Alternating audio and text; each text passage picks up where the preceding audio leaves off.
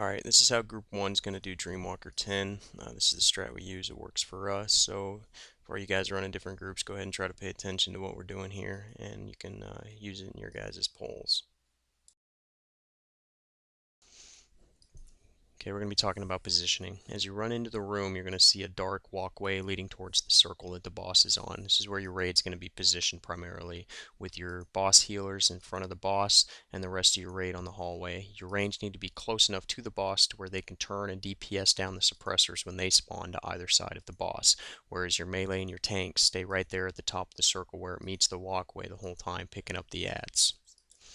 You look up the top of the screen right now, you'll see the suppressors leaping in. These are the second on the priority list, and they need to be burned down by range as fast as possible. You can see the range moving to their assigned sides. We have two on the left, one on the right. Whichever side kills theirs first will then move to the other side to help them finish off. Okay, next is kill priority. If you look at the top, you see a blazing skeleton coming in right now.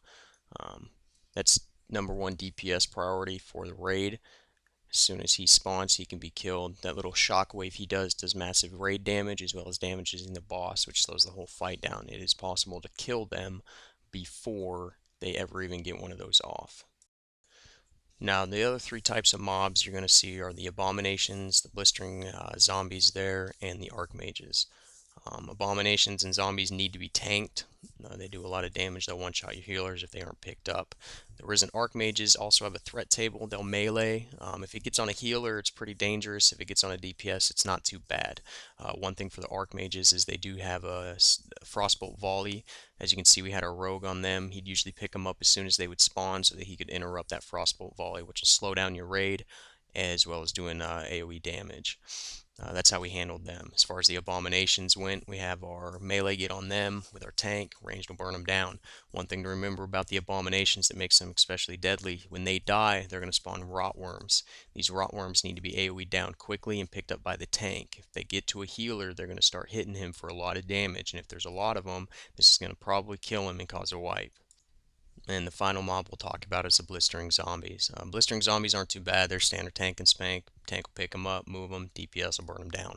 One thing to remember: right when they die, they're going to do an AoE damage as they explode, which can kill your melee if they're not paying attention. Just melee. Remember, if he's about to die, let the range finish him off. If you're close to dying, just get away from him, and you'll be fine. Alright, that's pretty much the whole fight in general as far as the DPS and the tank and the raid healer is concerned. This is all you guys are going to be doing the whole time. The ads will continue to spawn at a faster and faster rate as the fight goes on.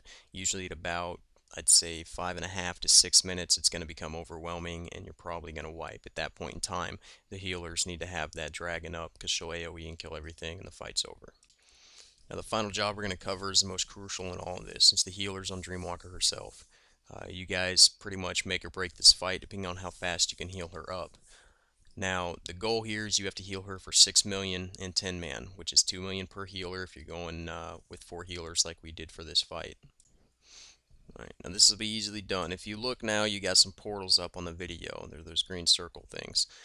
Basically, when they go to spawn, they'll spawn these tiny little green diamonds on the ground. Each healer will go find a diamond and stand on it. Then they'll continue to heal. Once the portal spawns into the big circle, it'll activate like a vehicle that you can mount. You right click on it, you'll jump in. Once you're inside, everything will go away. You'll be in a dream state. You can fly there. When you're flying, it's just like you're flying your mount. You press spacebar, you'll take off, and then you can fly it around.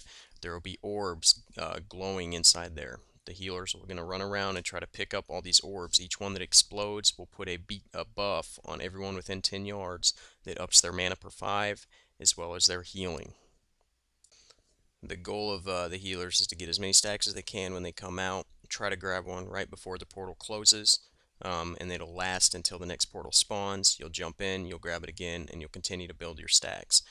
If you're lucky, you can maintain it through the whole time. You can get 20 to 30 of these stacks, and your heals per second are going to go through the roof. That's pretty much the whole fight, and that's it. Just watch it, look at your role specifically to see what you guys need to be doing, how you're handling ads, and you shouldn't have any trouble down on this boss. It's fairly simple once you get the hang of it. A note for heroism, you want to use it towards the end of the fight, usually when the boss is about 85 to 90% health. The reason why is because your healers are going to have a lot of stacks of the buff on them at that time, so it's going to be more beneficial to them, as well as there's going to be a bunch of ads running around out at that point in time during the fights. Your DPS are going to need a little bit of help to hold them off those last few seconds until the boss stands up.